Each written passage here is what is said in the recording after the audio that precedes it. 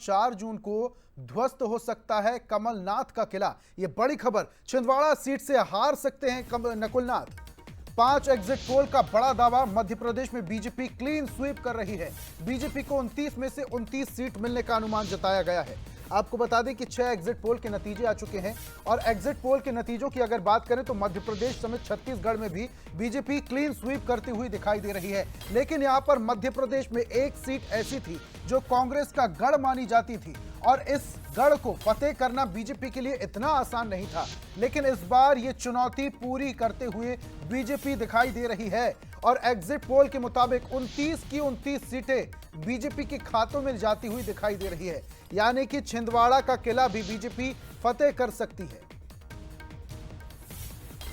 और ज्यादा जानकारी के साथ अमित द्विवेदी लाइव हमारे साथ जुड़ चुके हैं, सीधा उनका रुख करते हैं। अमित, इतना आसान नहीं था छत्तीसगढ़ का किला फतेह करना, लेकिन ये पांचों एग्जिट पोल के जो नतीजे हैं ये कुछ और कह रहे हैं। जी बिल्कुल। एग्जैक्ट पोल के नतीजे कल देर शाम आना शुरू हुए और उसके बाद एक चर्चाओं का बाजार शुरू हुआ कि 29 की 29 सीटों पर भारतीय जनता पार्टी जो है जीतने जा रही है। यानी कि मध्य प्रदेश जो है वो Bharatiya Janata party clean sweep कर रही है। 5 बड़े एग्जैक्ट पोल एजेंसियों ने ये दावा किया है, बड़ा दावा है। निश्चित रूप से इस दावे में छिंदवाड़ा भी शामिल होता है। छिंदवाड़ा के बारे में आपको बता दूं कि छिंदवाड़ा जो है वो कमलनाथ का गृह क्षेत्र है और बड़ा पुराना किला माना जाता रहा है। कमलनाथ यहाँ पर लगभग 45 वर्षों से राजनीतिक यहाँ पर करते चले आ रहे हैं, राजनीति में यहाँ पर देखने को मिल रहे हैं। कमलनाथ का गढ़ ही छिंदवाड़ा माना जाता रहा है और ऐसे में अगर 29 की 29 भारतीय जनता पार्टी को मिल रही है एग्जिट पोल के आंकड़ों पर, तो ये बड़ी खबर होती है।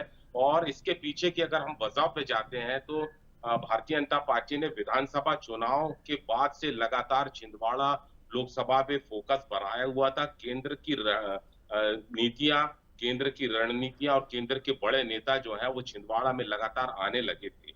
इसके बाद प्रदेश के नेताओं ने और केंद्र के नेताओं के साथ प्लानिंग की, स्थानीय नेताओं को प्लानिंग का हिस्सा बनाया। तो हम ये जी, कह सकते हैं कि भारतीय जनता पार्टी ने संगठनात्मक रूप से जमीनी स्तर पर बड़ी प्लानिंग को अंजाम दिया, जिसका नतीजा हम ये कह सकते हैं जो एग्जिट पोल में रिफ्लेक्ट हो रहा है। अभी नतीजे नहीं आए हैं, नतीजे अभी आना बाकी है।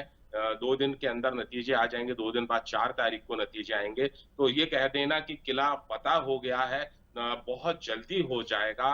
लेकिन हाँ, ये कह सकते हैं कि भारतीय जनता पार्टी ने छिंदवाड़ा में पूरी एड़ी चोटी का जोर लगाई, बड़ी प्लानिंग के साथ छिंदवाड़ा में काम किया। केंद्र ने छिंदवाड़ा में प्लानिंग के साथ किया, प्रदेश नेतृत्व ने यहाँ पर प्लानिंग के साथ किया और स्थानीय नेतृत्व को साथ में लेकर काम किया।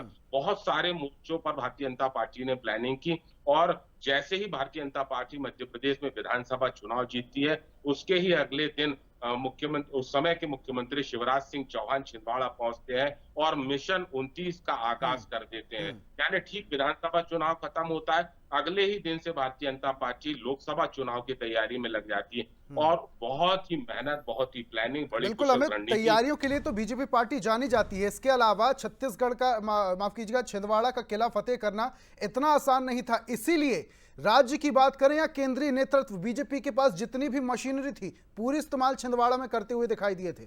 बहुत बहुत शुक्रिया तमाम जानकारियों के लिए। तो एग्जिट पोल के नतीजे तो आ गए हैं, लेकिन आखिरी नतीजे एग्जिट पोल वो 4 जून को ही आएंगे।